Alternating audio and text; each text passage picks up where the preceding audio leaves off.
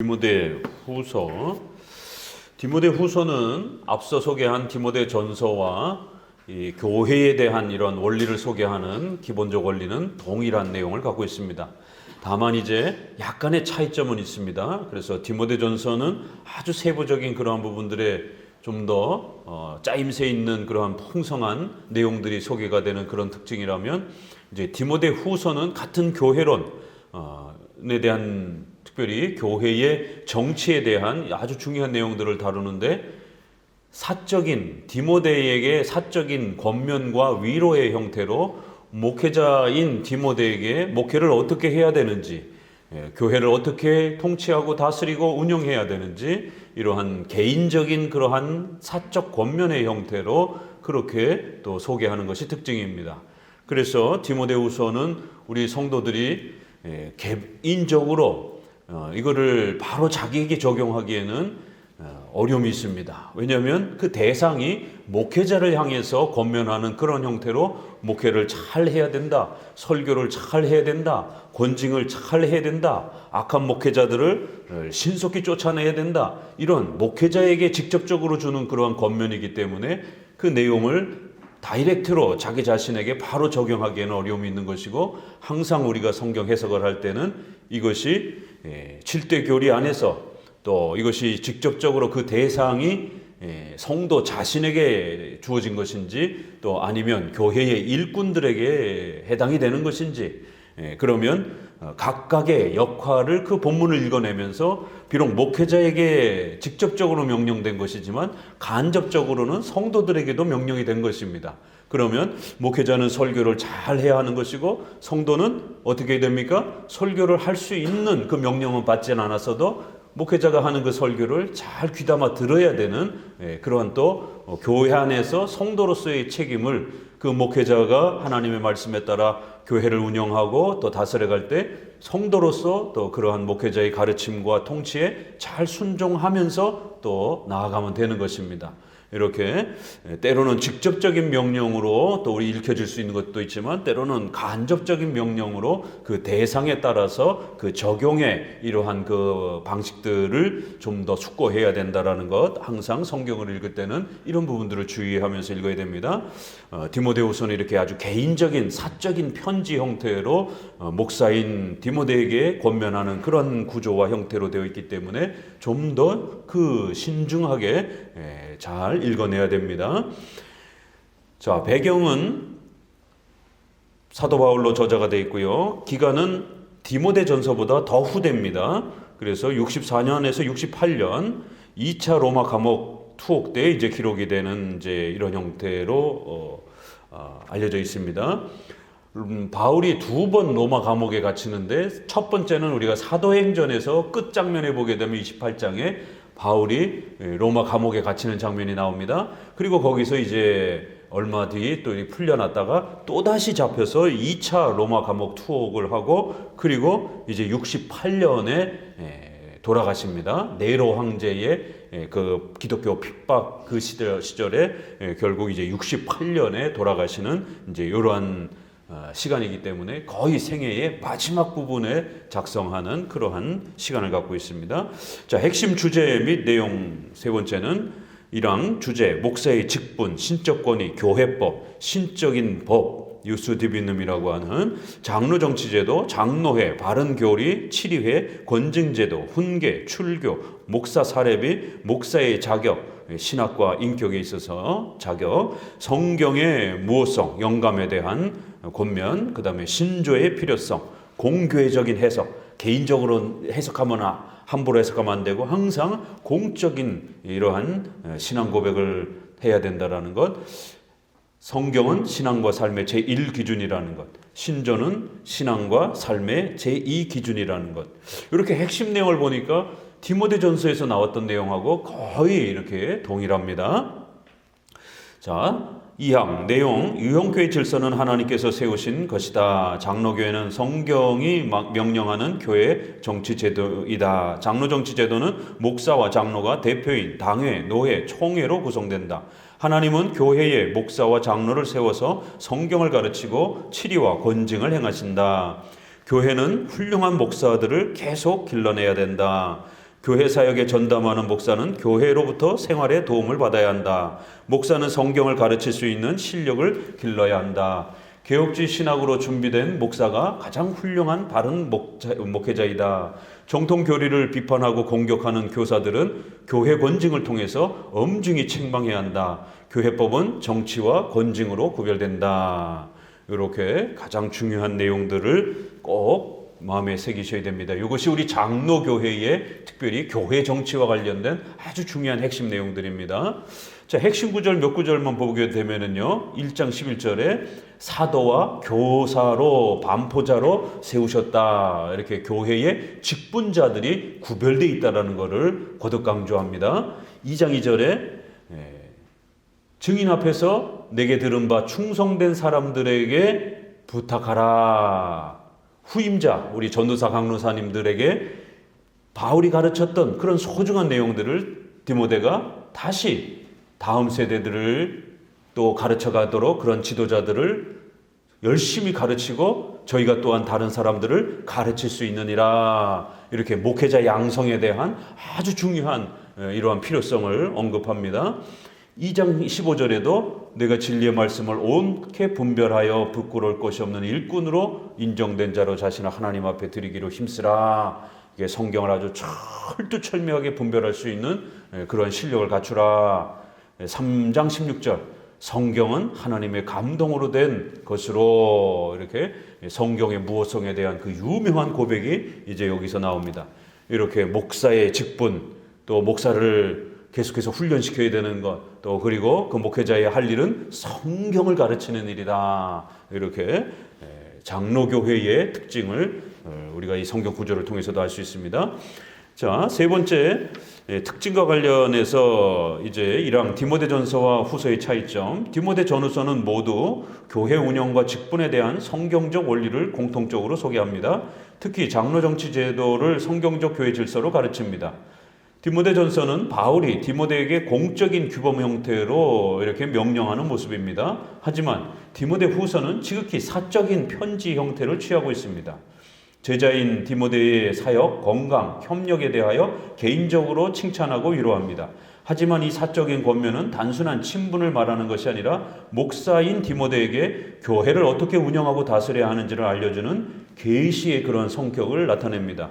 즉 마지막 권면에서 나는 주께서 내 심령에 함께 계시기를 바라노니 은혜가 너희와 함께 있을지어다 라고 말하듯이 이 편지는 디모데에게 주는 개인적 권면이면서 나는 주께서 너의 심령에 함께 계시기를 바란다. 이렇게 단수로 썼어요. 디모데에게. 그런데 뒷부분에는 너희와 이렇게 복수를 쓰는 겁니다. 동시에 에베소 교회 성도들인 너희 모두도 들어야 하는 공적인 계시로 이렇게 또 너희 모두도 이렇게 이러한 교회론적 권면을 또 성도들이 잘 받아서 장로 교회를 성경적인 교회를 잘 세우기를 바란다 라고 이렇게 너희들도 하나님의 은혜가 가득하기를 원한다 이렇게 복수로 또 표현을 합니다. 결국 목사의 직분과 사역이 얼마나 중요한지를 가르치며 성도들에게는 자신들의 목회자인 교회 지도자를 어떻게 존중하고 협력해야 하는지를 명령합니다. 두 번째, 디모데 후서의 구조와 초점. 디모데 후서는 디모데의 교회 사역을 칭찬하는 것으로 시작합니다. 특히 교회 사역 중에 가르치는 일, 이 가르치는 일에 목회자가 더 실력을 쌓아가라라고 하는 이 목회자의 공부에 대해서 아주 더 많이 이렇게 권면을 합니다. 더불어 악한 자나 배교자들을 징계해야 하는 권징도 소홀히 하면 안 된다라고 가르칩니다. 그래서 짧지만 오히려 권징에 대한 내용은 이 디모데 후서가 전서보다 훨씬 많습니다.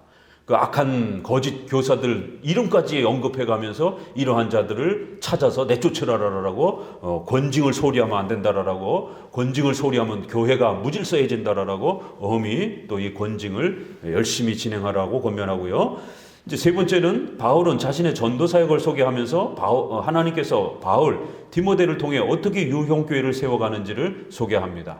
또 우리가 앞부분에서 서신에서 보는 것처럼 많은 또 인물들이 등장을 합니다. 디모데후서가 이렇게 짧은 성경인데 거기에 많은 인물들이 나오고 또 바울과 협력했던 그런 많은 분들 이렇게 선교 사역 교회를 세우는 이 많은 자신의 전도 사역을 소개하면서 에베소 교회도 디모데도 바로 이러한 교회를 세우는 공적인 선교 사역, 교회는 회중파와 같이 개교회로 머물러 있으면 안 되고 반드시 더 넓은 지역으로 계속해서 전도와 선교 사업을 하는 이 일에 바울이 사역할 때 많은 교회들이 의무적으로 참여했던 것처럼 또 교회는 공적인 의무와 책임을 가지고 장로교회로서, 장로교회는 당회, 노회, 총회라고 하는 그 상회가 존재하는 것처럼 이 총회와 노회의 이러한 선교 사역과 전도 사역에 에베소 교회도 열심히 참여하고 또 그러한 신뢰를 통해서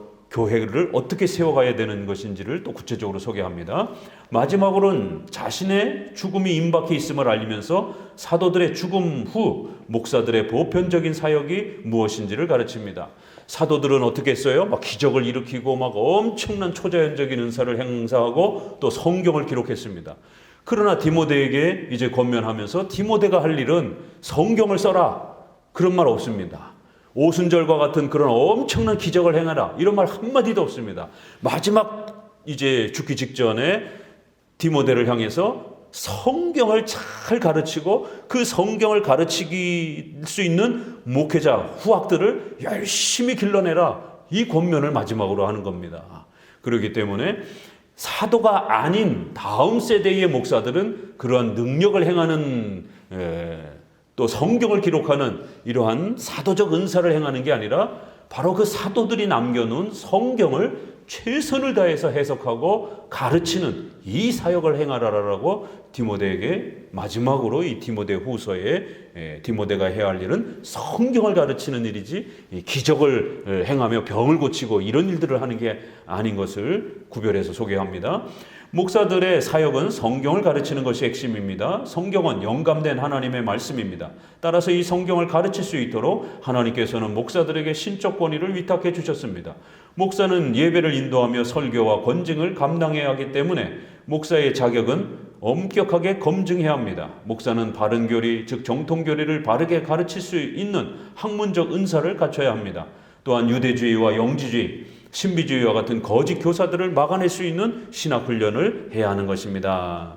자, 전체 구조 이렇게 한번 보면 1장 그 도표예요. 교회를 어떻게 운영하는가, 성경을 가르치고 이단을 막아라, 이제 이런 게 핵심이고, 2장에서는 목사의 사례비, 또 그런 목회자의 그 자격, 신학과 인격을 검증하라. 3장 거짓된 목사를 구별하라라고 권면하고 오직 성경을 가르치는 목사가 진짜 목사다, 이렇게 이런 내용이 핵심이고, 4장은 정치와 권징 질서, 재판, 이런 내용들이 나오는 겁니다. 이게 우리가 장로 정치에서 배웠던 그 내용 그대로죠. 자, 그럼 본격적으로 1장을 보면은요, 1장은 우선적으로 신약의 교회 사역이 구약 교회의 연속성에서 이루어지는 하나님의 역사임을 강조합니다. 자, 우리 본문 3절을 한번 읽어봅시다. 1장 3절. 시작하자마자 어떻게 후손을 시작하냐면, 나의 밤낮 간구하는 가운데 쉬지 않고 너를 생각하여 청결한 양심으로 조상적부터 섬겨오는 하나님께 감사하고.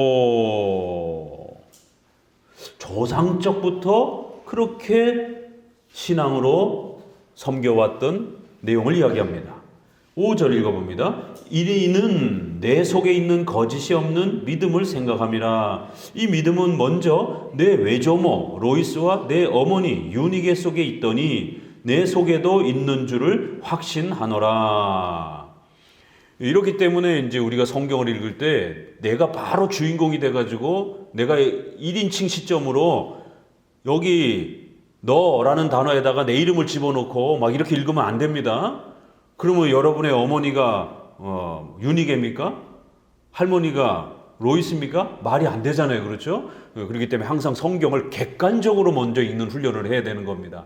거기서 객관적으로 가르치는 교리를 주관적으로 나에게 적용하는 거예요. 성경을 내가 성경의 주인공이 된 것처럼 바로 주관적으로 뛰어들어가면 그러면은 어떻게 읽을 겁니까? 뭐 김지사야, 내 외조모 로이스와 내 어머니 유니게를 잘 계시느냐? 너가 그분들로부터 신앙을 배웠지 않느냐? 이거 어떻게 적용할 겁니까? 자기 어머니도 아닌데. 성경에서 유일하게 등장하는 유니게와 로이스, 다른 데는 설명도 없어요. 여기에서 왜 이 어머니와 할머니, 외할머니를 소개하는가? 친할머니도 아니고. 바로 부모님으로부터 신앙을 전수받았다라는 요게 핵심인 겁니다. 그리고 또 그 부모들은 조상으로부터 계속 그렇게 신앙을 물려받았다라는 것이에요. 자, 이렇게 디모데후서는 시작하자마자 부모로부터 신앙 교육을 자녀들이 계속해서 전수받는 이러한 가정의 신앙 교육의 질서를 언급하면서 시작합니다. 바로 디모데가 그렇게 집에서 부모로부터 신앙을 전수받았다라는 것이에요. 자, 369페이지로 디모데의 믿음과 사역은 구약의 신앙과 교회와 동일하다라고 말하는 겁니다. 디모데의 아버지는 헬라인이었어요. 어머니는 유대인이었습니다. 외할머니도 유대인이었고, 그래서 친할머니는 소개하지 않는 거예요. 왜요? 이방인이었기 때문에. 그러니까 구약의 이러한 내용과 신앙을 유대인이었던 어머니가 할머니로부터 그렇게 전해 내려오면서 배웠던 겁니다. 그래서 디모데가 지금 사도 바울의 1차 전도여행을 통해서 이 가족의 전도를 받았고, 그러면서 이제 2차 전도여행부터 본격적으로 디모데가 사역에 동참을 합니다. 그러면 바울이 전했던 예수 그리스도에 대한 이 내용은 구약과 다른 게 아니라는 거예요. 유니게와 로이스는 구약을 배웠던 유대인들이잖아요. 그렇죠?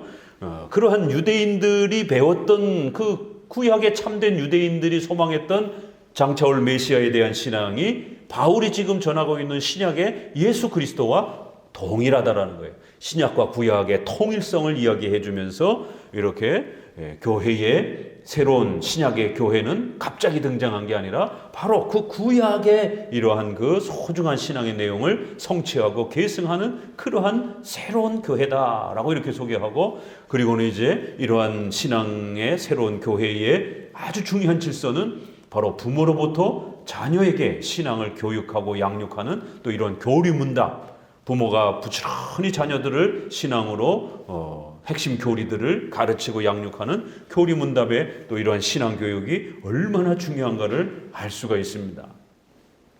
이렇게 우리 장로교회의 신앙의 질서란 막 갑자기 까무러치고 막 이상한 체험을 하고 이러는 것이 아니라 바로 이렇게 부모로부터 구약의 이러한 신앙의 질서의 이러한 내용과 가르침들을 잘 문답식으로 핵심 교리들을 그렇게 잘 배워가는 이런 질서를 통해서 우리의 신앙이 만들어진다라는 겁니다.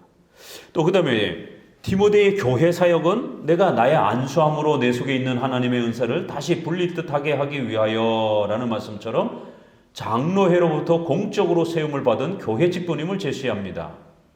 이 안수는 이미 디모데전서 4장 15절에서 내 속에 있는 은사, 곧 장로의 회에서 안수받을 때라고 언급했던 장로정치제도 질서를 따라서 받은 것입니다. 이제 이러한 은사주의자들은 이 구절을 개인적으로 적용을 해가지고, 그렇기 때문에 항상 우리가 바울이 또다시 안수를 해서 침체에 있는 디모데에게 성령 세례, 능력 세례를 주려고 이렇게 안수를 해주려고 했던 거다라고 이런 식으로 아나무인격으로 해석을 하는 거예요. 앞뒤 문맥 다 빼고. 여기서 나의 안수함으로 내 속에 있는 하나님의 은사를 다시 이렇게 세운다, 이 말은 안수라는 표현이 어디서 나왔는가, 또 은사라는 표현이 어떤 문맥에서 나오는가, 이건 디모데서에서는 단 한 번도 방언이라는 말 언급도 하지도 않고, 또 더 나아가서 여러 은사 체험에 대한 이런 얘기도 하지 않습니다. 목사로서 장로회에서 받은 그 은사를, 목사로서의 그 은사를 이야기하는 거예요. 그렇기 때문에 디모데가 목회 사역을 잘 감당하기 위해서는 바로 이러한 목사로서 안수받은 이 소중한 직분을 잊어버리지 말고 항상 잘 간직하라는 것이에요. 자, 이 목사직은 회중들의 입장을 대변하는 단순한 기능적 사역이 아니라, 이건 이제 회중파, 독립파 쪽에서는 단순한 기능으로 생각을 해요. 그래서 그냥 목사님은 그냥 공부를 잘해서 그냥 설교에 이러한 사역을 하는 분 정도로밖에 취급을 안 합니다.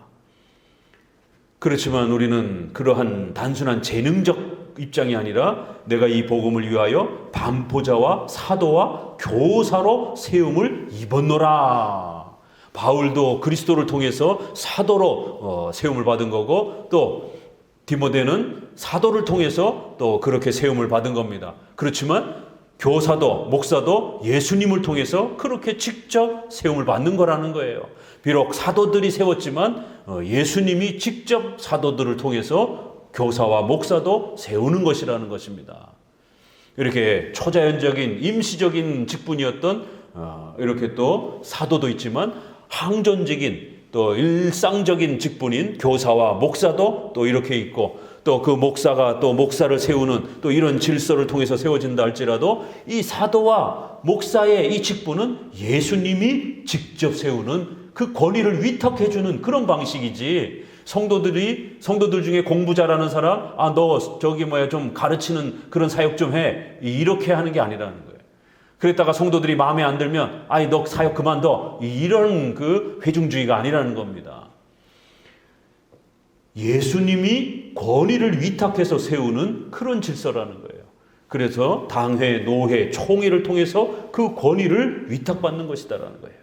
하나님께서 세우시고 신적인 권위를 위탁해 주신 구별된 거룩한 직분입니다.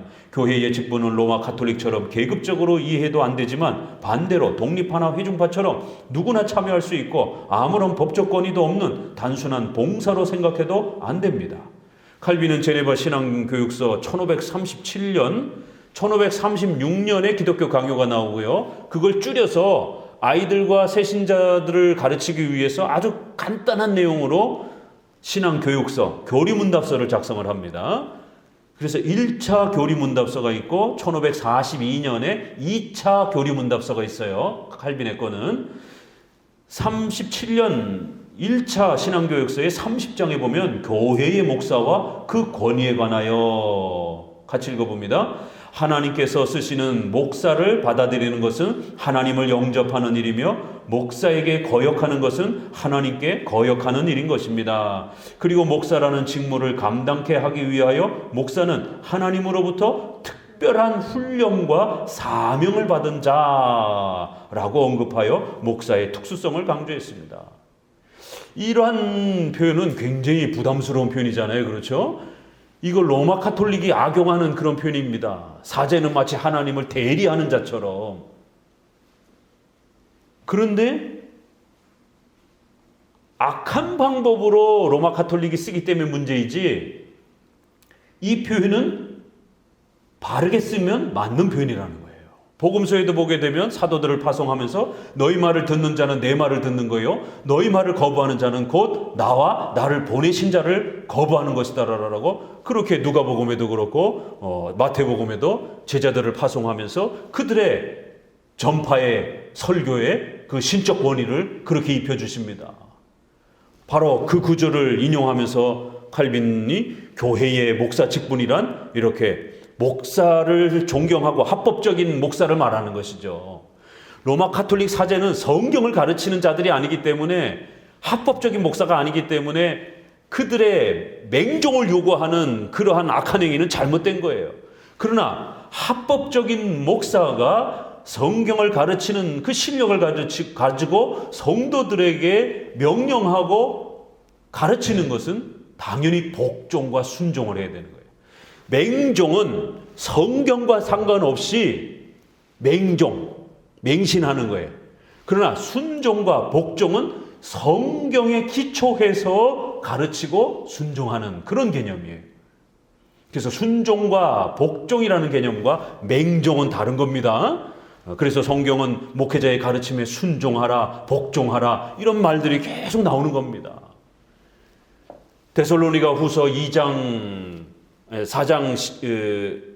12절인가요? 말씀에도 너희가, 바울이 자신의 말을 전하면서 너희가 내 말을 들을 때에 사람의 말로 받지 아니하고 하나님의 말씀으로 받았다라는 거예요.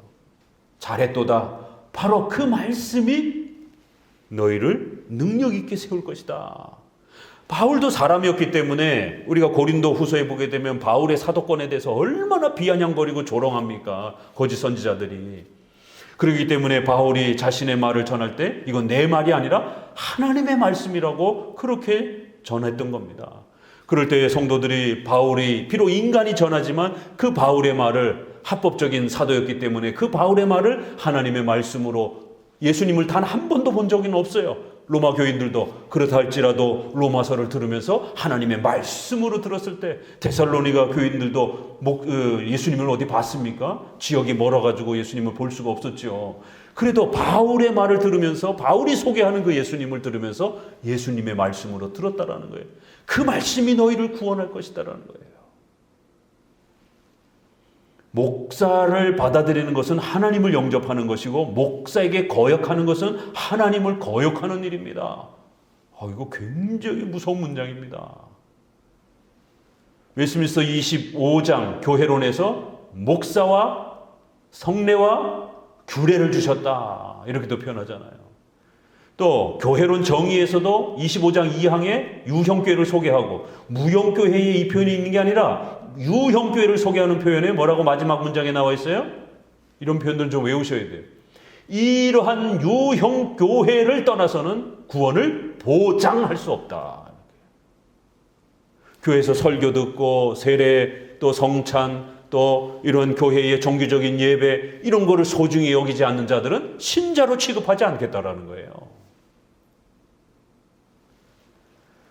하나님이 세우신 유형교회 질서는 예수님이 세우신 거고 거기에 특별히 또 교회의 직분 말씀을 가르치는 목사의 이런 위치는 우리 장로교에 있어서는 아주 독특한 그런 신적 권위를 갖고 있는 그러한 것으로 존중하는 겁니다. 오늘날은 목사가 무시되어지는 목사 조롱시대에 있습니다. 물론 한편으로는 목사 책임이죠. 최선을 다해서 공부하지 않고 자격이 미달인 사람이 목회 현장에 나오는 목사의 무책임 때문에 노회나 이런 총회의 타락 때문에 이런 일들이 벌어진 거고 또 하나는 성도들이 목사를 가볍게 여기는 합법적이고 실력을 갖춘 목회자조차도 함부로 여기고 우습게 여기고 목회자의 설교와 권면을 그냥 아무렇지도 않게 여기는 이러한 목사 조롱 시대, 목사 무시 시대. 특별히 더 나아가서는 본인이 속해 있는 그 소속된 교회의 이러한 담임 목사라는 개념이 오늘날은 더더욱 사라지고 있습니다. SNS 시대에 유튜브 시대에 수많은 목회자의 설교를 들을 수 있습니다. 그렇지만 자신을 위해서 울어줄 수 있는 목회자는 담임 목사밖에 없어요. 본인이 속해 있는 담임 목사밖에 자신의 아픔과 어려움과 고난을 함께 울어주며 함께 또 고난을 나누면서 함께 아파해 줄 수 있는 목사는 유튜브 목사가 아닙니다. 자신이 속해 있는 목회자의 또 그러한 가르침을 하나님이 세우신 나에게 세우신 목자로 또 그렇게 신적 권위를 존중하는 것. 목사는 하나님으로부터 특별한 훈령, 명령을 오더를 받았다라는 거예요. 그런 사명을 위탁받은 자다 이런 표현 꼭 기억하셔야 됩니다. 하나님께서 목사에게 이런 특별한 권위를 세워주신 것은 성도들을 바른 말, 즉 성경의 바른 교리로 잘 가르치도록 하기 위함입니다. 목사는 성경을 가르칠 때는 자기 마음대로 가르쳐서는 안 되고 우리 13절 14절 같이 한번 읽어봅니다. 전체를 다 같이 한번 읽어봅니다. 13절 시작. 너는 그리스도 예수 안에 있는 본받아 지키고 우리 안에 거하시는 성령으로 말미암아 내게 부탁한 아름다운 것을 지키라. 여기 어디 은사 체험하라는 얘기 있습니까? 성령으로 말미암아 강력하게 부탁한다라는 거예요. 우리에게 맡기신 일이 있다라는 거예요. 그게 뭐라고요? 떼굴떼굴 굴르는 게 아니라 바른 교리를 가르치라는 거예요. 바른 교훈을 가르치라는 거예요. 내게 들은 바 바른 말을 하나님의 말씀을 본받아 지키고 그것을 잘 가르치라는 거예요. 아름다운 것을 지키라. 이런 말씀처럼 사도들의 가르침과 통일성을, 객관성을 지켜야 하고 또 가르치는 사역을 전념해야 된다는 거예요. 아무거나 막 가르치는 게 아니라 사도들로부터 배웠던 그 7대 교리, 핵심 그 교리, 공교회적 그 가르침을 가르치는 것이지. 그래서 바울이 내게 배운 거, 사도로부터 들은 바, 이런 표현이 일부러 쓰는 겁니다. 목사들은 아무거나 막 자기 마음대로 가르치는 게 아니라 우리 선생님으로부터, 우리 선조로부터 가르침을 배웠던 그 내용을 우리 성도들에게 가르치고 소개하는 거예요. 그래서 진리는 사도 바울로부터 지금까지 2000년 동안 변함없이 계승되는 것이지 어느 날 갑자기 목사가 자기 마음에 맞는 것을 가르치는 게 아니라는 겁니다. 오늘날도 목사들은 설교에서 자기 해석과 생각을 가르쳐서는 안 되고 반드시 공교회가 통일성 있게 지켜온 정통교리, 즉 사도신조나 웨스트민스터 신조의 기초에서 가르쳐야 하는 것입니다. 15절도 한번 읽어볼까요? 15절에 아시아에 있는 모든 사람이 나를 버린 이 일로 내가 아나니 그 중에 부겔러와 허모게네가 있느니라. 이건 이제 뒤에 또 마지막 장에도 나오지만 인물들이 소개할 때 여기 이렇게 부겔러, 허모게네 이런 사람들 우리가 어떻게 알겠습니까? 그렇지만 우리가 배울 수 있는 건 뭐예요? 교회 사역에 이렇게 중간에 취소하고 사도 바울을 돕다가 포기하고 이런 자들이 있었구나. 바울은 그러한 자들을 2000년 동안, 수천 년 동안 교회와 성도들이 기억하라라고 그들의 이름은 몰라도 교회 일을 협력하다가 목사님과 협력하여 교회를 섬기다가 힘들다고 중간에 도망가고 포기하고 이러면 안 된다라는 거예요. 그런 행위가 얼마나 잘못된 것인지 주님 재림하실 때까지 이 사람들의 이름을 성도들이 기억하고 이들의 배교의 행위들을 기억하는 겁니다. 이렇게 목회자를 도와서 교회를 잘 섬기면서 가야 하는데 부겔러와 허모게네는 결국 이 핑계 저 핑계 대고 포기하고 돌아갔다라는 거예요. 그런 사람들을 조심하라는 거예요.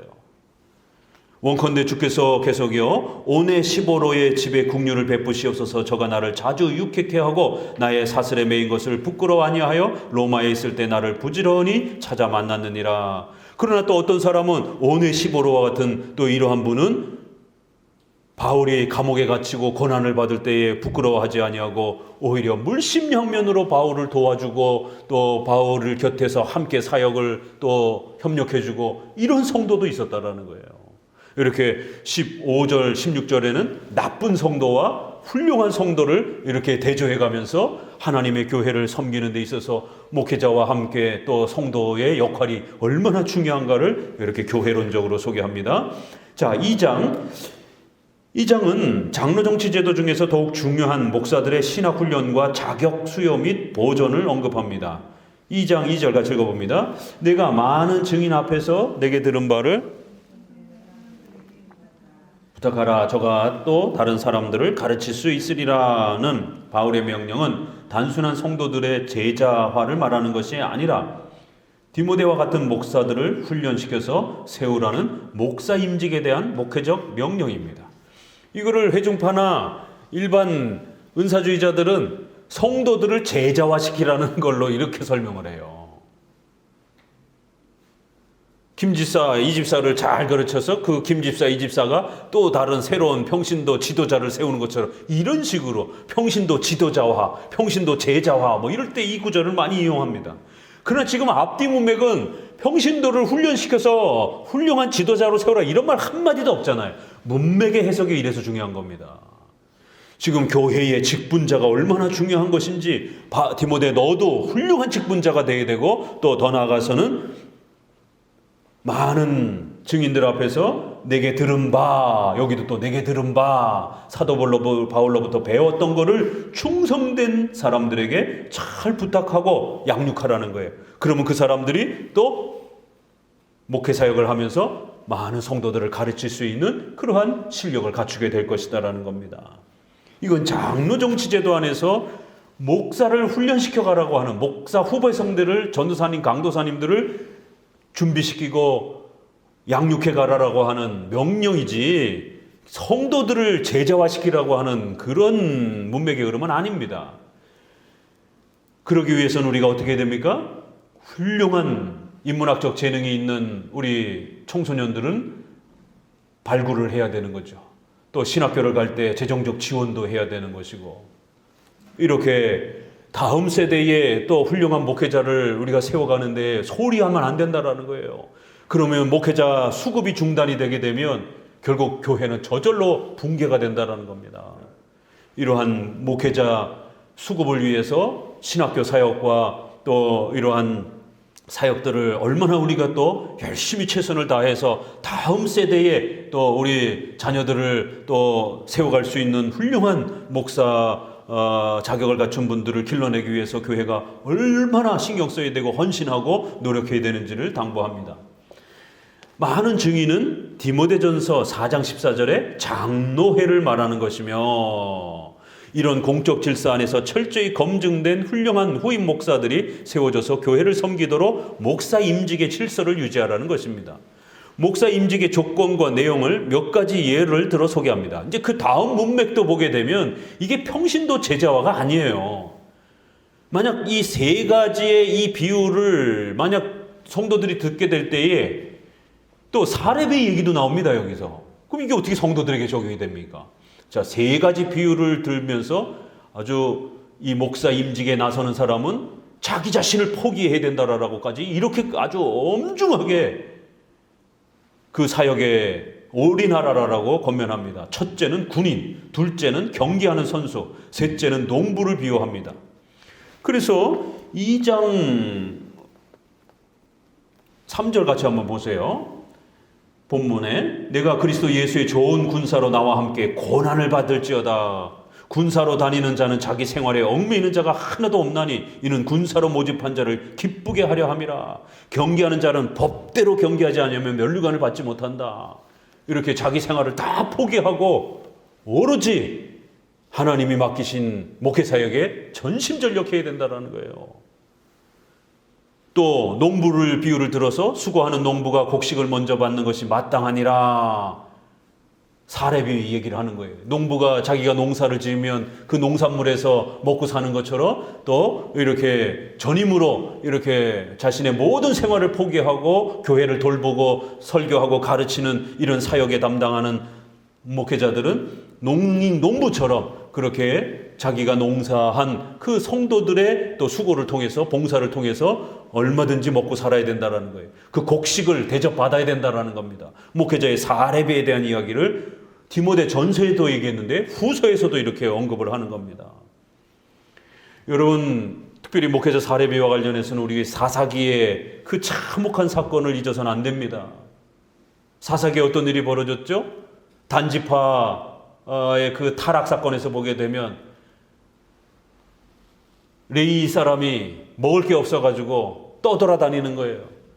그러다가 어느 한 집에서 이렇게 만나가지고 이 레위인들은 이 성경을 매일같이 읽고 그러다 보니까 음성만 들어도 이게 유대인들은 아는 거예요.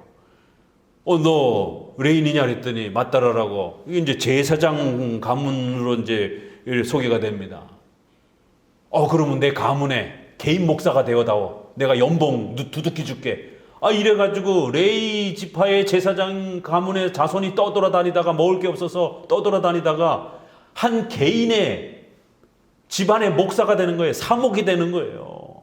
공적인 사역을 해야 될 사람이 중세시대처럼 귀족 집안의 사목이 되는 거예요. 축복해주고.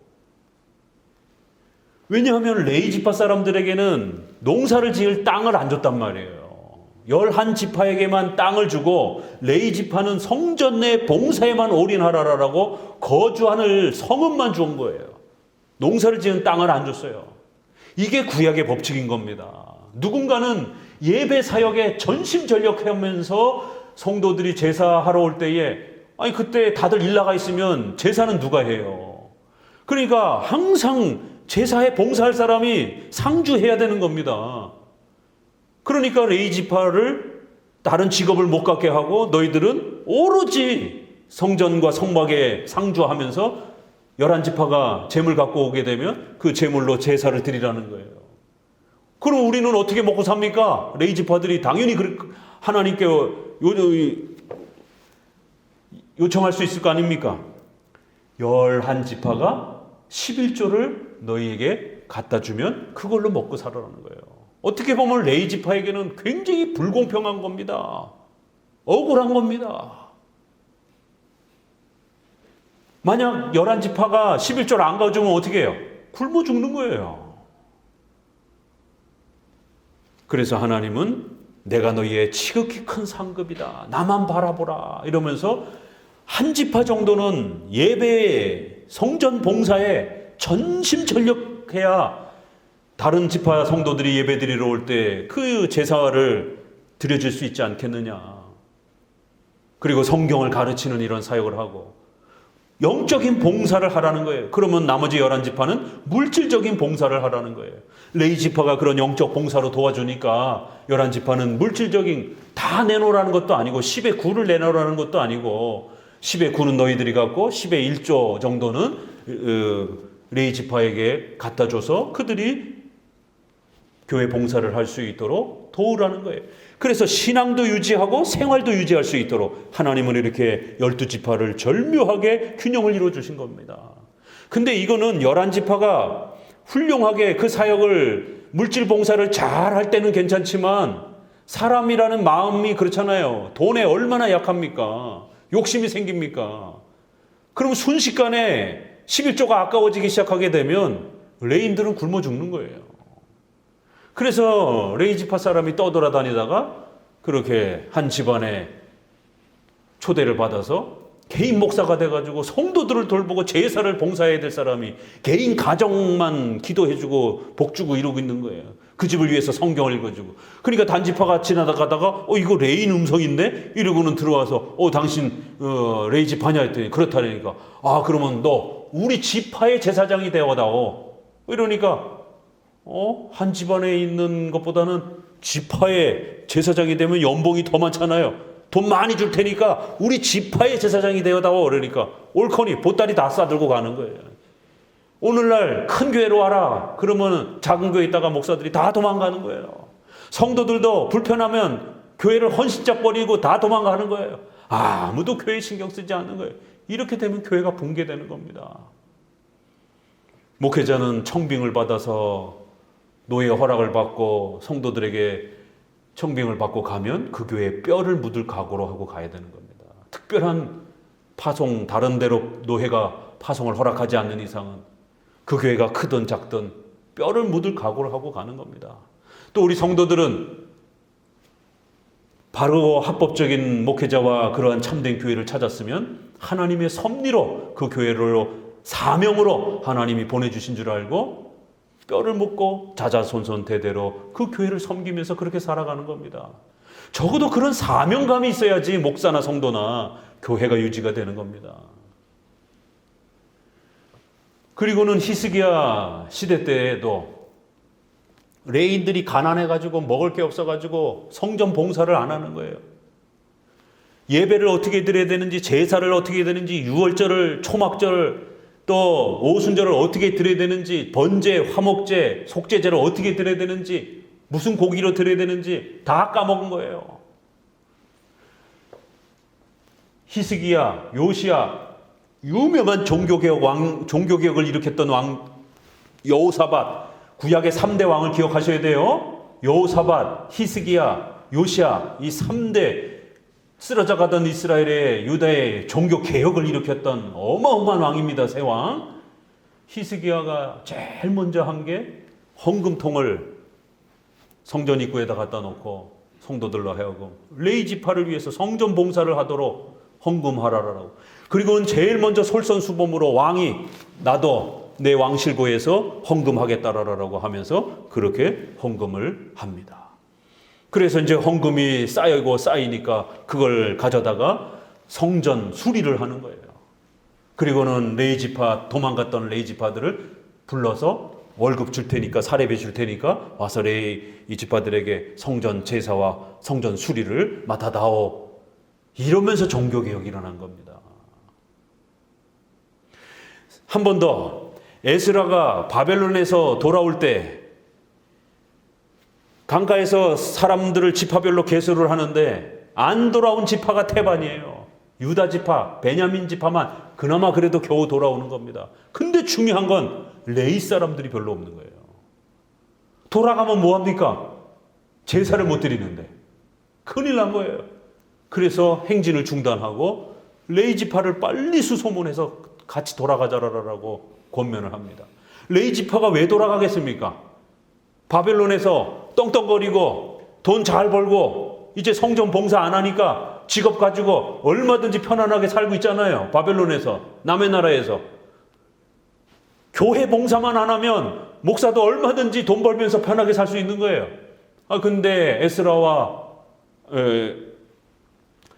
이제 백성들이 같이 가자라고 요청하는 거예요. 예루살렘에 가서 성전 봉사해달라고 요청을 하는 거예요. 여러분 같으면 가겠습니까? 저 같아도 이거 다시 가야 되나? 갔다가 우리 조상들이 11지파가 11조 아깝다고 안 내가지고 굶어 죽고 다 도망가고 그 난리를 쳐가지고 지금 바벨론에 잡혀와가지고 이제 겨우 안정을 취하고 살아가 있는데 또 다시 그 사례비를 줄지도 안 줄지도 11조 갖다 낼지도 안 낼지도 모르는 그 위험한 상황으로 다시 가야 되나? 갈까 말까? 이게 쉬운 결단이 아닙니다. 그래서 레위인들이 안 쫓아간 거예요. 처음에 사람들을 인구를 개수하니까. 그래서 겨우 요청을 해서 대략 한 200명 정도, 그 숫자까지 정확하게 에스라 니헤미야에 보게 되면 이런 일들이 여러분이 성경을 자세히 보게 되면 이런 게 보이는 거예요. 교회론과 관련된 내용들. 200몇 명을 겨우 설득을 해서 그분들과 함께 2차 이제 예루살렘 귀환이 이루어지는 겁니다. 왜 이런 내용들이 있을까? 우리가 스코틀랜드 172서 272서를 보니까 목회자 사례비 얘기가 굉장히 비중을 차지하고 나오잖아요. 교회를 개혁하기 위한 실천적인 문제라는 거예요. 그게.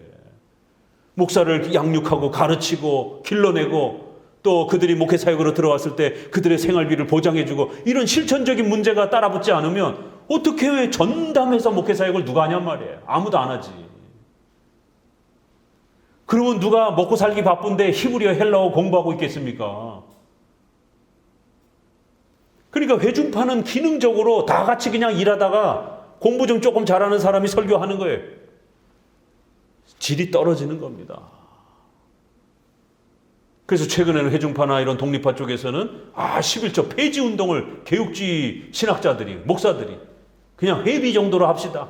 목사도 사례비 받지 말고 일하면서 파트타임으로 합시다. 그러면 누가 피해를 봅니까? 목사들은 좋죠. 그러면 생활비 걱정 안 하고 직장 다니면서 얼마든지 생활할 수 있으니까. 그리고 틈나는 대로 와서 그냥 짬짬이 그냥 설교만 하면 되는 것이죠. 그러나 목사들이 공부를 할 시간이 없잖아요. 직장 다니면서 히브리어 헬라어 이런 어려운 공부 언제 합니까? 질이 떨어지는 거예요, 결국에는. 그럼 성도들이 피해를 입는 겁니다. 이렇게 디모데후서에서도 교회 개혁을 위해서 다시 한번 목회자는 생활을 포기하라. 군인처럼, 경기하는 선수처럼 앞만 보고 달려라. 농부처럼 농사를 짓는 마음으로. 저희 사모하고 항상 이렇게 가끔 하는 얘기가 있어요. 참 목회는 농사 비슷하다. 태풍이 오면 그냥 다 떨어지고 망하잖아요. 그래도 또 내년에 또 결실될 줄로 생각하고 또 나무를 심고 열매를 심는 거예요. 성도들이 또 새신자가 왔다가 뭐가 마음에 안 들어서 몇 개월 있다가 또 훅 가버립니다. 그러면 또 다음에 또 오는 새신자는 이 사람은 1개월 있다 갈래나 석 달 있다 갈래나 그 불안해가지고 그 양육하겠어요? 한 3개월 있다 갈 것 같아. 그러면 목사가 되면 뜨문 돌봐야 됩니까? 그러면 안 되잖아요. 갈지 안 갈지 안 간다고 생각해야지요. 전심전력을 해서 기도해주고 돌봐주고 양육해주고 그렇게 해야 성도가 커가는 거지. 이건 3개월 있다 갈 것 같아. 그러니까 목사님 좀 상담하고 싶어요. 나 바빠요. 이러면서 성도하고 교제 시간도 내주지도 않고 이러면 됩니까? 안 되죠. 오래 있을 거라 생각하고 최선을 다해서 또 심어야 되는 거예요, 나무를. 그러다가 또 중간에 휙 또 도망을 가고 나무가 폭풍이 와서 다 과실이 떨어진다 할지라도 농사 안 지을 수 없잖아요. 내년에 또 농사 져야 되는 것이죠. 참, 이 농사 짓는 거랑 비슷해요. 목회의 이런 목회의 이 현장은. 자, 계속 목사들은 군인처럼 전 삶을 교회를 위해서 희생하고 봉사하기 때문에 농부가 양식을 미리 얻는 것처럼 목사들도 수고의 열매를 받아야 한다고 명령합니다. 성도들이 목사의 사례비를 준비하고 섬겨야 한다는 것은 앞서 밥 가는 자는 소망을 가지고 갈며 곡식 떠는 자는 함께 얻을 소망을 가지고 떠는 것이라. 고린도전서 9장 10절에 있는 소에다 비유한 내용이 있죠.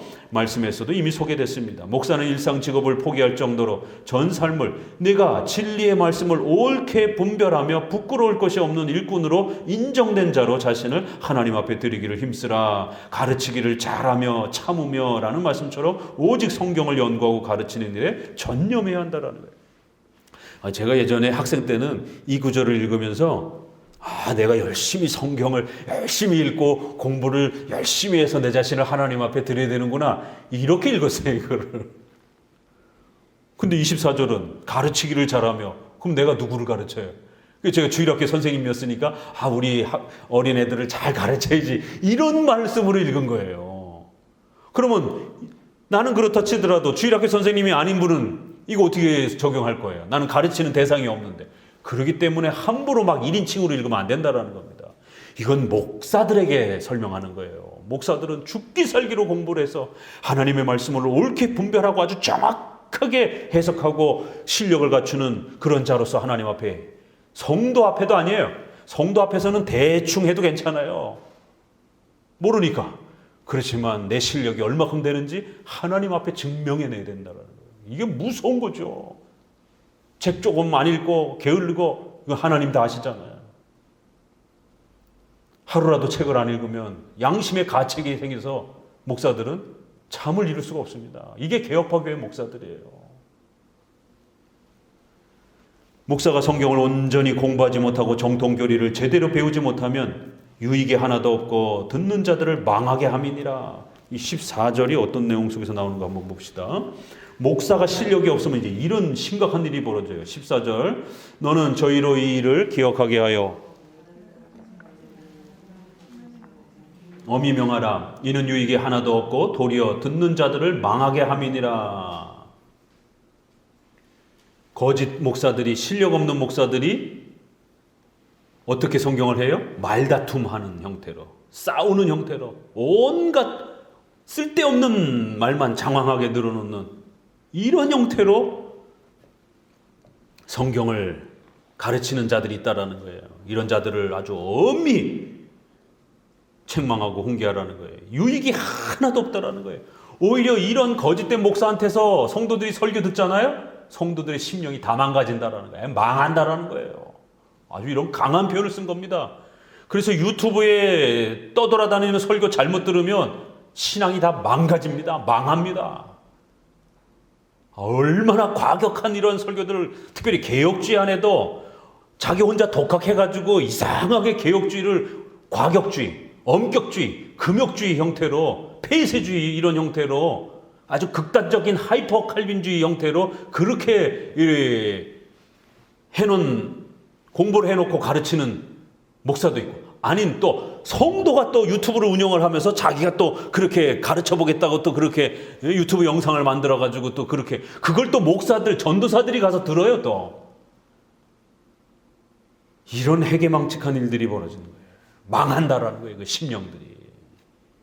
제대로 훈련된 목사의 설교를 들으셔야 된다는 겁니다.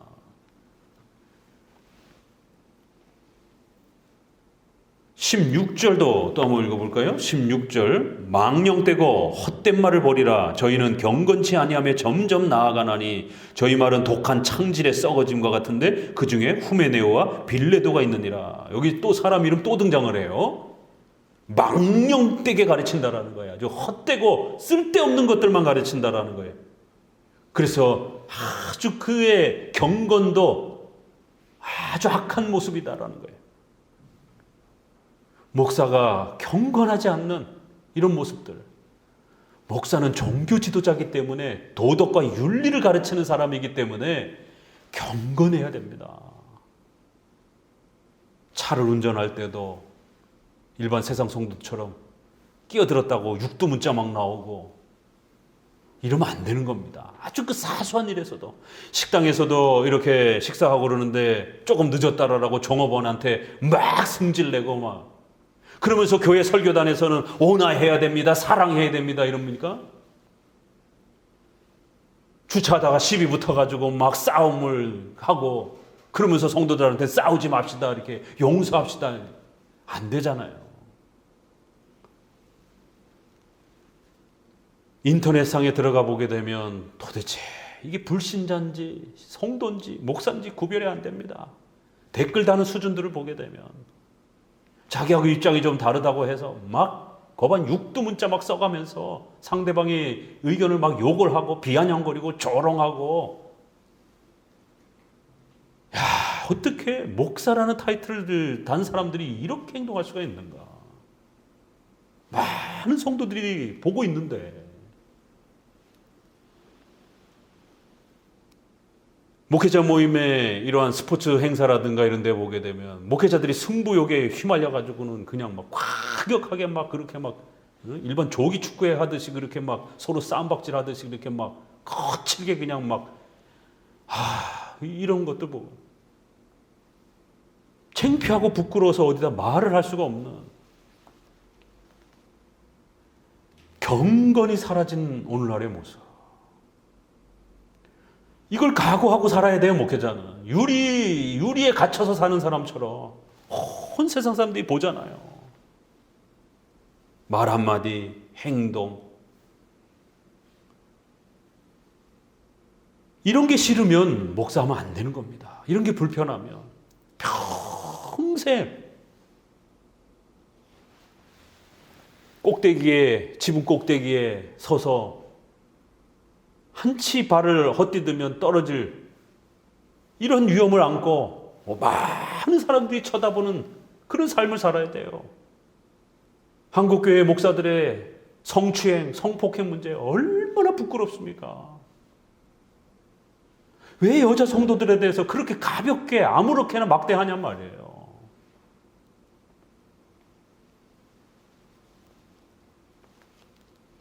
그런 처신을 제대로 못해서 끊임없이 구설수에 오르고 경건하지 않음에 점점 나아간다. 그래서 목회자는 정말 외로운 길이고 하나님의 부르심이 있어야 가는 길인 겁니다. 그렇기 때문에 이런 엄격한 그러한 삶, 자격 이런 거를 우리 성도들이 비록 나한테 직접적으로 명령은 아니지만 우리가 함께 또 신적 권위를 위탁받은 설교자로서 바라봐야 되는 그 목회자의 삶과 자리, 자격이라는 게 이런 거구나. 목회자를 함부로 무시하거나 조롱하면 안 되는구나. 또 그 목회자가 사역을 잘 감당하도록 또 그렇게 성도들이 함께 물심양면으로 함께 돕고 섬겨가야 되겠구나. 성도는 이제 그런 걸 결단하는 거고 목회자는 죽기 살기로 목숨 바쳐서 이 외로운 길을 가야 할 각오를 해야 하는 이 디모데후서를 통해서 그렇게 저는 저대로 여러분은 여러분대로 디모데후서의 교훈을 배우는 겁니다. 그런데 이 악한 목사들은 자기 배만 채우고 자랑질만 하고 교회법과 질서 하나도 지키지도 않고 저희 말은 독한 창질, 연병. 우리 세번역에는 그렇게 연병으로 이렇게 창질, 매독 이런 아주 더럽고 추악한 그 질병이잖아요. 썩어져감과 같은데 그 중에 후메네오와 빌레도가 있다. 이런 지도자들이 암덩어리와 같은 그런 목사들이 있다라는 거예요. 그래서 희한한 해석을 하면서 성도들을 꽤 유혹하고 정말 조심해야 되는데 18절 같이 읽어봅니다. 진리에 관하여 저희가 그릇되었도다 부활이 이미 지나갔다 하므로 어떤 사람들의 믿음을 무너뜨리느냐. 종말론을 잘못 가르쳐가지고 시한부 종말론에 빠지게 만들고. 자, 책으로 돌아와서 370페이지. 이 부활이 이미 지나갔다라는 표현에서 보듯이 종말론 교리를 잘못 가르쳤습니다. 그 결과 성도들의 믿음을 무너뜨리며 교회를 어지럽혔습니다. 바울은 이런 거짓 교회들을 교회에서 권징이란 질서로 어떻게 책망하고 징계해야 하는지를 더 구체적으로 소개합니다. 주의 이름을 부르는 자마다 불의에서 떠날지어다. 떠나야 된다는 거예요. 적극적으로 멀리해야 된다는 거예요.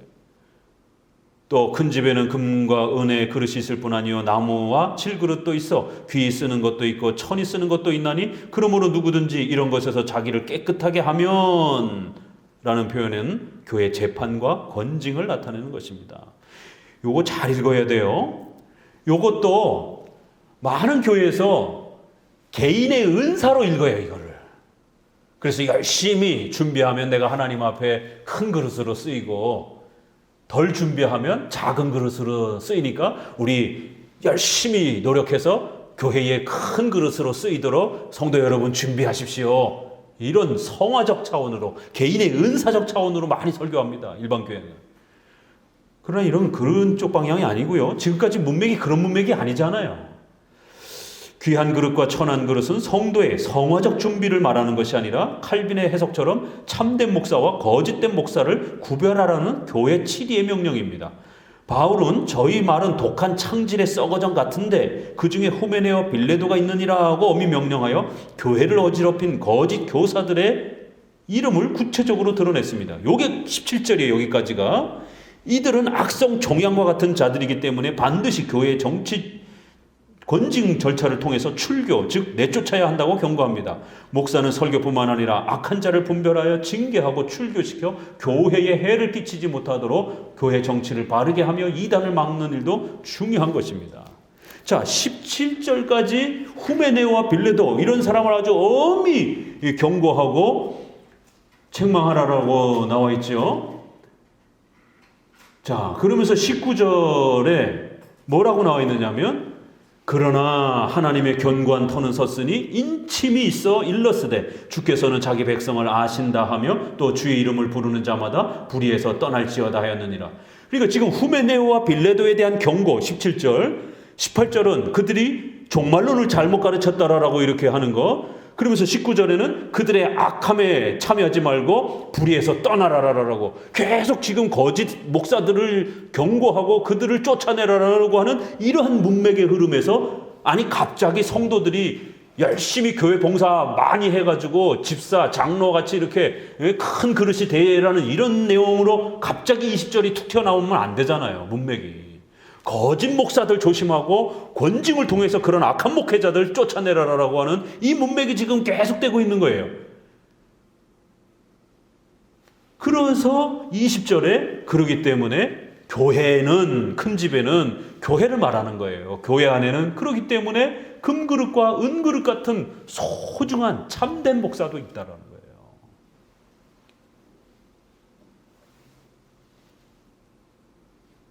나무와 질그릇도 있어 귀히 쓰는 것도 있고 천이 쓰는 것도 있다라는 거예요. 그러면 천하게 쓰인다. 이것도 적용해 보세요. 만약 이걸 평신도들의, 성도들의 성화적인, 성도들의 헌신으로 적용하면, 자세히 읽으면 굉장히 기분 나쁜 말이에요. 그러면 천하게 나는 쓰임 받나? 그렇잖아요, 그죠?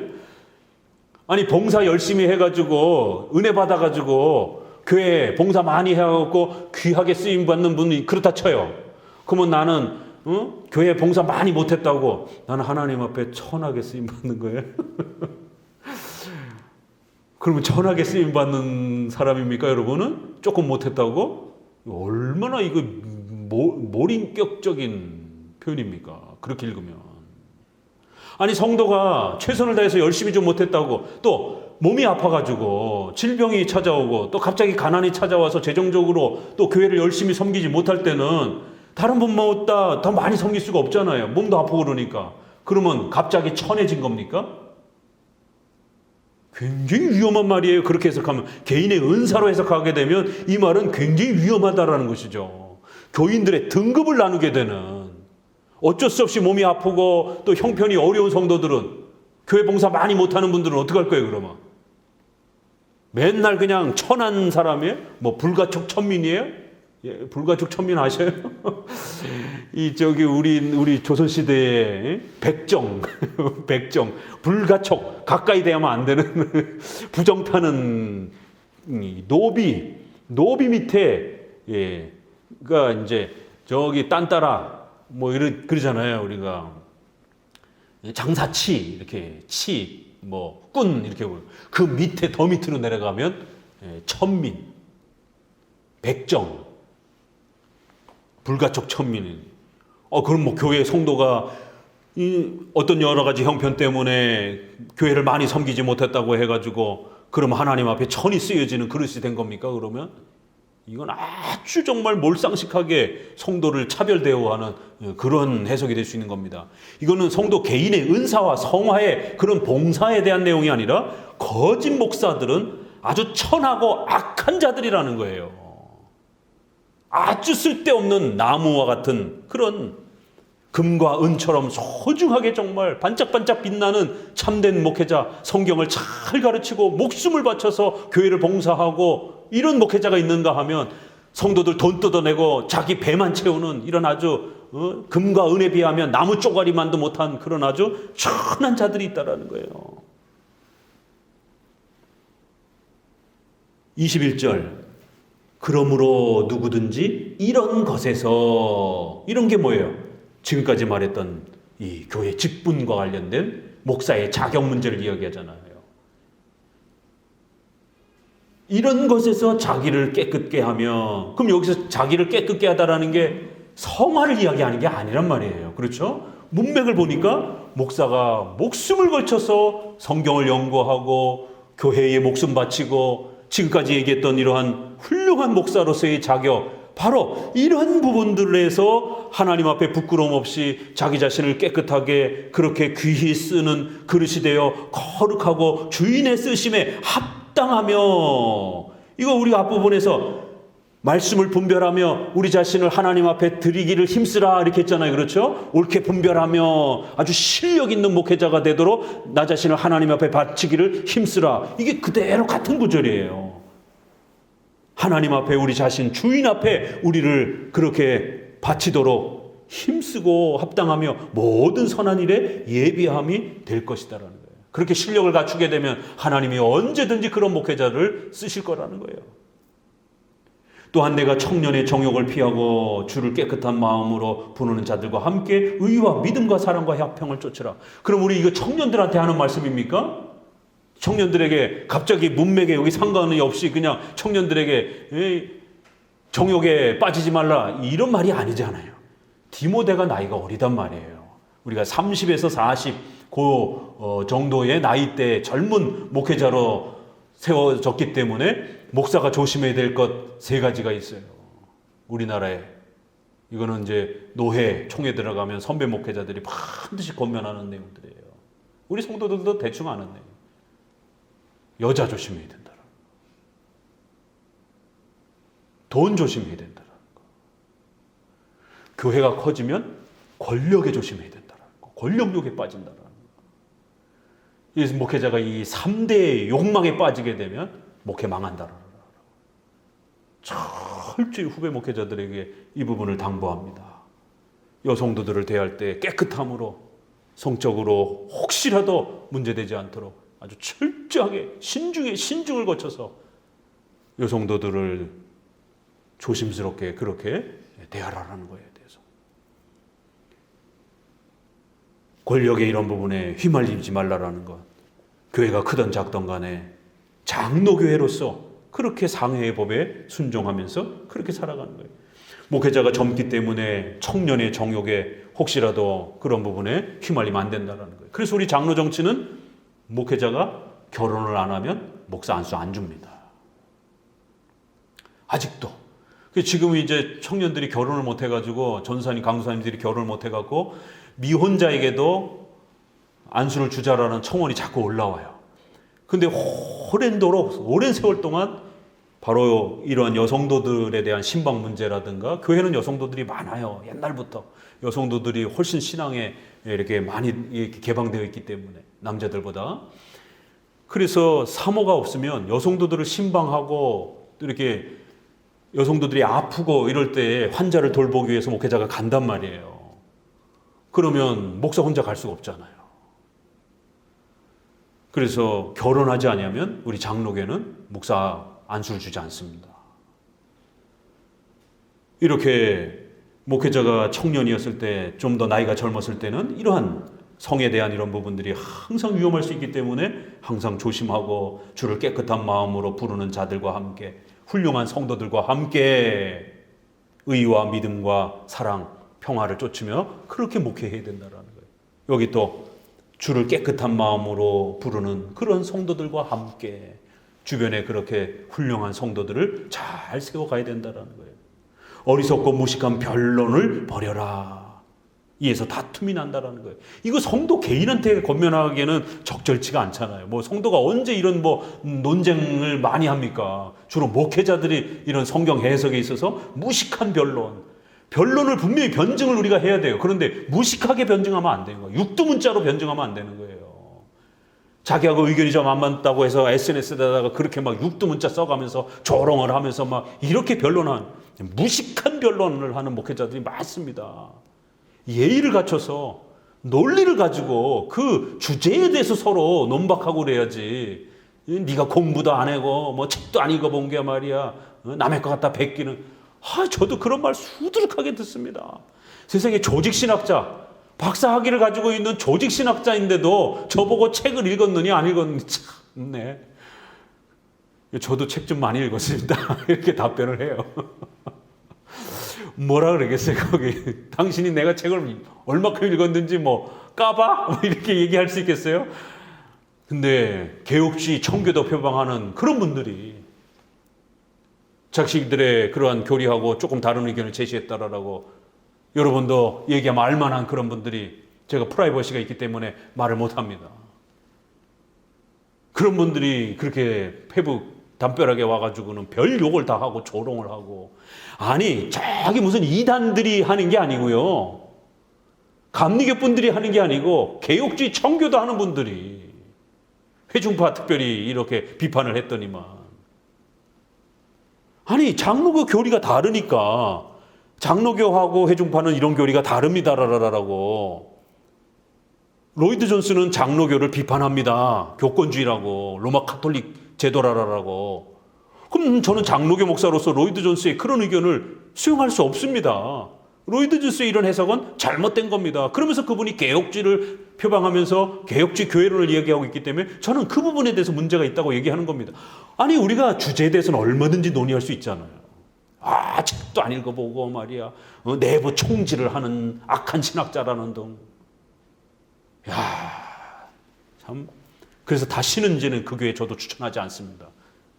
옛날에는 추천을 했어요. 그래도 개혁주의 청교도 추구한다고 그러니까. 혹시라도 그쪽 지역에서 누가 교회 못 그러면 저도 많이 추천을 해주고 그랬는데 지금은 추천하지 않습니다. 어떻게 그렇게 인격이 안 갖춰진 그런 목사 밑에 가서 어떻게 성도가 신앙생활을 할 수 있겠습니까? 어리석고 아주 무식한 변론을 하는 사람들, 후메네오와 빌레도처럼 아예 이러한 정통 교리를, 또 종말론과 같은 이런 것들을 완전히 무시하는 이런 자들, 부활이 왜 지나갔다라고 떠들어대겠습니까? 현실에서 잘 먹고 잘 살려고 기복주의를 가르치니까 그런 거죠. 무슨 부활이 있습니까? 부활은 없습니다. 내세는 무슨 내세. 현실에서 우리가 잘 먹고 잘 살아야지. 그러니까 부활 강조하지 않는 거예요. 전형적인 기복주의자입니다, 이게. 마땅히 주의 종은 다투지 아니하고 모든 사람을 대하여 온유하며 가르치기를 잘하며 참으며. 지금 문맥 보세요. 성도들이 교회 봉사 많이 하라 그런 얘기가 아니잖아요. 또다시 24절에 마땅히 주의 종은 변론하다가 싸움으로 번지거나 이러면 안 된다라는 거예요. 가르치기를 잘하며 모든 사람들을 대해서 온유하게 변증하고 온유하게 토론하고 하라는 거예요. 거역하는 자를 온유함으로 징계할지니 하나님이 저에게 회개함을 주실 수도 있다는 거. 왜 이게 이렇게 중요한가? 저가 몰라서 그럴 수도 있다는 거예요. 악해서 그런 자들도 있지만 악해서 그런 자들은 그래서 반복적으로 지속적으로 또 목사와 이런 지도자급에 있는 사람들이 그러면 그럴 때는 좀 더 빨리 징계를 해야 돼요. 그러나 이제 성도가 몰라서 그럴 때는 온유함으로 좀 더 기다려주면서 이해해주고 기다려주고 혹시라도 하나님이 그를 깨우쳐서 이런 변증을 통해서 회개하고 다시 돌아올 수도 있다는 거예요. 저희로 깨어 마귀의 올무에서 벗어나 하나님께로 사로잡힌 바 되어 그 뜻을 쫓으며 순종할 수도 있지 않겠느냐. 근데 여기 무서운 말 있죠. 계속 이런 교회를 방해하고 합법적인 목사의 가르침들을 거부하고 비판하고 이런 자들은 뭐라고요? 마귀의 올무에 사로잡힌 자들이라는 거예요. 우리 정통교리, 7대 교리와 이러한 성경의 참된 교리들을 비난하고 조롱하고 깔보고 이런 자들은 마귀의 올무에 사로잡힌 자들이라는 거예요. 그렇기 때문에 더더욱 지도자가 그럴 때는 엄히 징계하고 교회에서 쫓아내야 된다는 거예요. 그런 목사들의 설교를 성도들은 듣지 않도록 철저히 주시하셔야 됩니다. 특별히 오늘날은 SNS 유튜브 시대이기 때문에 함부로 그런 걸 듣고 계시면 안 돼요. 듣다 보면 그럴듯한데 이러면서 빠져듭니다. 디모데후서 오늘은 목사의 자격과 또 그런 목회자들의 또 훌륭한 또 이러한 삶의 모습들을 우리 교회가 얼마나 또 소중하게 여기고 또 그런 목회자들을 잘 길러내고 대신 악한 목회자들은 철저히 우리가 배격해야 되는 이러한 교회론적 또 질서와 의무들을 배웁니다. 기도합니다.